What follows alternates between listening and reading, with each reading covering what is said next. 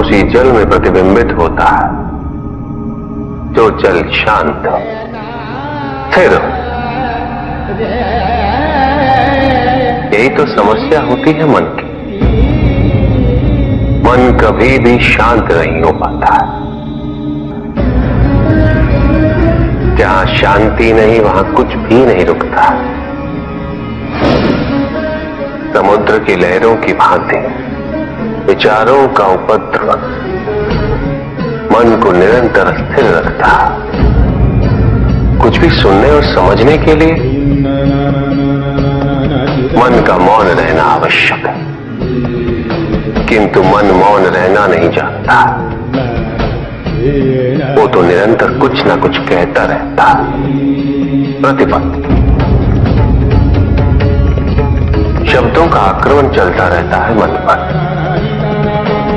और यही आक्रमण है जिसके कारण व्यक्ति कभी भी शब्दों के परे नहीं जा पाता। जहां जीवन की सत्यता का बोध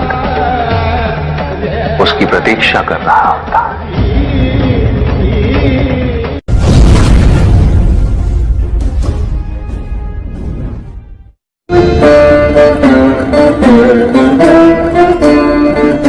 मैं वो हूं जो नहीं है,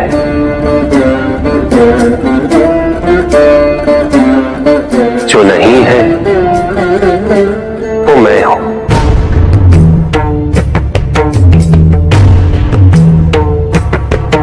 चिरकाल तक सभी को यह स्मरण रहे, जब आप में श्वास है तो मैं आप में हूं। देव देव महादेव शिवा, देव देव। और जिस क्षण आप में श्वास नहीं तब आप मुझ पे हैं। देव शिवा, देव देव महादेव।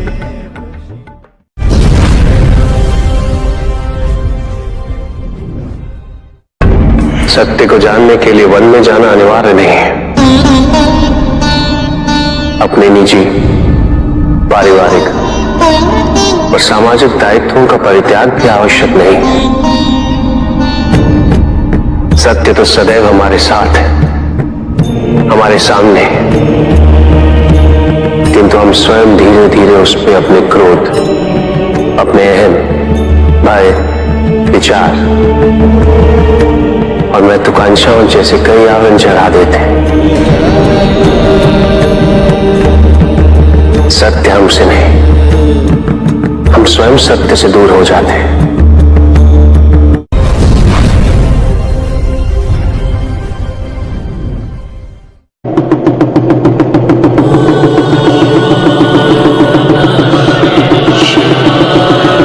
जहां न अमृत, न विष, न सुख, न दुख, न स्वर्ग, न नरक, वही परम आनंद है। उसी परम आनंद तक की यात्रा है तुम्हारी। ये यात्रा आनंद के सानिध्य की है, ये यात्रा सानिध्य के आनंद की है। और इस यात्रा में मैं प्रतिपल तुम्हारे साथ हूं। मुझे ढूंढो मत, केवल पहचानो, तुम ही मैं हूं, मैं ही तुम। हर आरंभ का मैं ही अंत हूं, और हर अंत सदैव मेरा ही आरंभ होगा।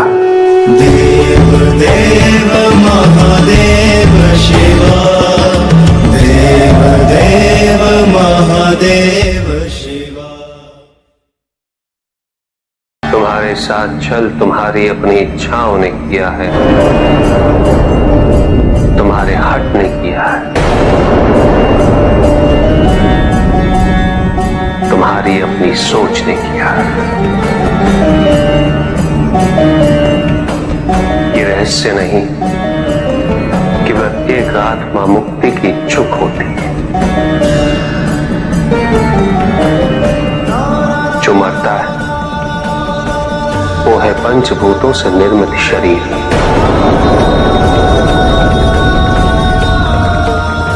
किंतु आत्मा तो अजर है, अमर है।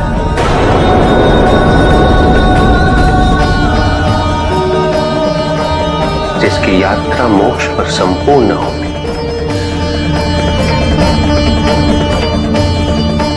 जहां सांसारिक बंधनों से व्यक्ति मुक्त हो जाता है,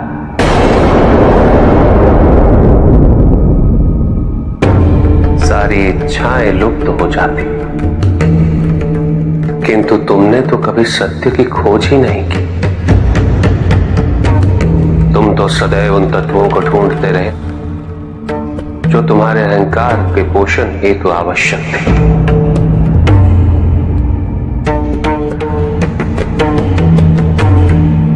किंतु सत्य तो यही है कि ना कोई तुम्हारा है और ना तुम किसी के। जो है वो परमात्मा का है, और जो नहीं वो भी परमात्मा का ही है। इस शरीर में तुम इस सत्य से अनभिज्ञ हो, किंतु इस शरीर के पूर्व तुम्हें इस सत्य का बोध था, और इस शरीर के पश्चात भी रहेगा। प्रश्न ये है कि क्या तुम इस सत्य को अभी स्वीकार करना चाहते हो? यदि करते हो तो परिवर्तन का मार्ग स्वतः प्रदर्शित हो जाएगा। आजीवन तुम प्रत्यक्ष को ही सत्य मानते रहे,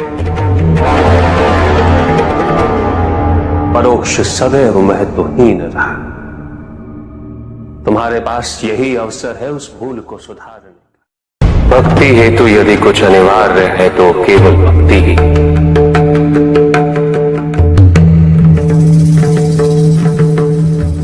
किंतु प्रश्न ये है कि क्या आपकी भक्ति संपूर्ण है?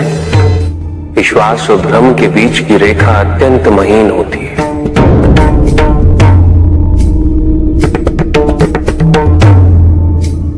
असंख्य व्यक्ति ये नहीं समझ पाता कि उनका विश्वास है या भ्रम।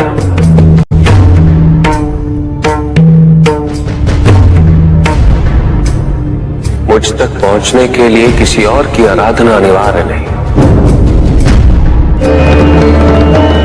मेरे सच्चे भक्त तो मुझे किसी भी रूप में पूज सकते, किसी भी रूप में प्राप्त कर सकते। ओम नमः शिवाय। पुरुष और प्रकृति एक है, वो कभी पृथक नहीं हो सकते। शक्ति शिव के बिना अधूरी है,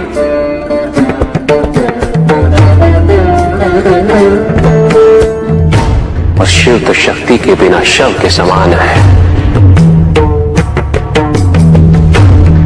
शिव शक्ति पुरुष प्रकृति का संतुलन सदैव अनर्थकारी सिद्ध होगा। शरीर में यदि स्त्री तत्वों की ऊर्जा नहीं तो शरीर निर्जीव है।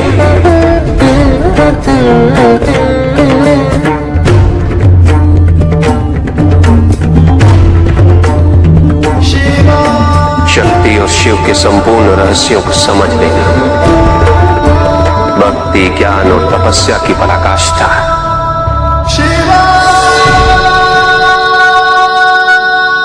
जब ज्ञान के लिए शब्द पर्याप्त ना हो, उदाहरण प्रस्तुत करना अनिवार्य हो जाता है। केवल आपके लिए ही नहीं,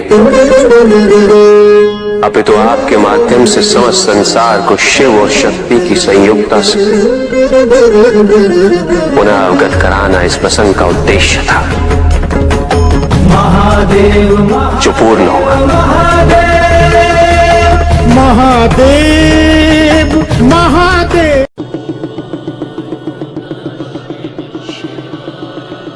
जहां न अमृत न विष, न सुख न दुख, ना स्वर्ग ना नरक, वहीं परम आनंद है। उसी परम आनंद तक की यात्रा है तुम्हारी। ये यात्रा आनंद के सानिध्य की है।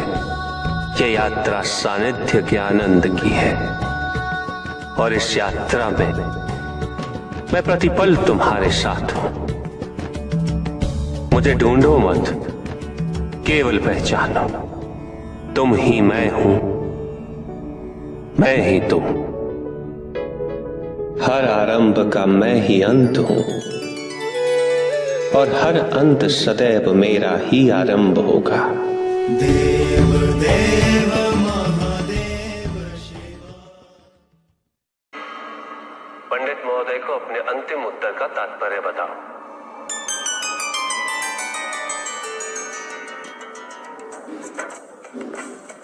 तात्पर्य यह है पंडित जी, इस जगत में 1 गुण, 2 गुण, 3 गुण, 5 गुण, ये सारे आरोपण मानव का मस्तिष्क करता है। अन्यथा जगत तो ब्रह्म माया है, और ये सारे गुण भी माया मात्र है। सब कुछ निर्गुण है मेरे महादेव की भांति।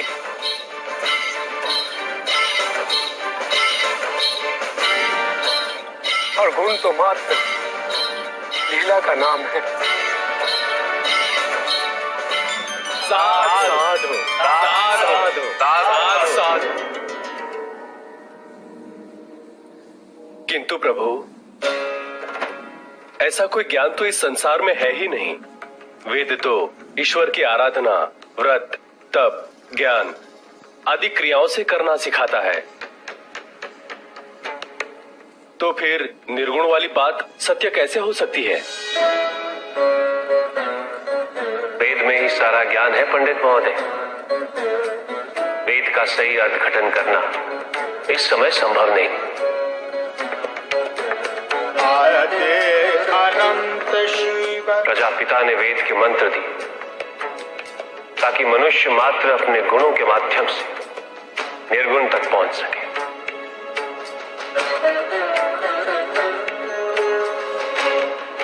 किंतु आप सब गुणों की मीमांसा में ही रुक गए। प्रश्न भी आपका और उत्तर भी आप ही का। व्रत, तप, दान, यज्ञ इत्यादि से ही संसार का निर्वाह होता है। किंतु उसी वेद में ईश्वर प्राप्ति के लिए निर्गुण बनने का मार्ग छिपा हुआ है। उस ज्ञान को आप देख नहीं पाते पंडित महोदय। इसीलिए अपने आप को देवताओं से अधिक ज्ञानी समझते।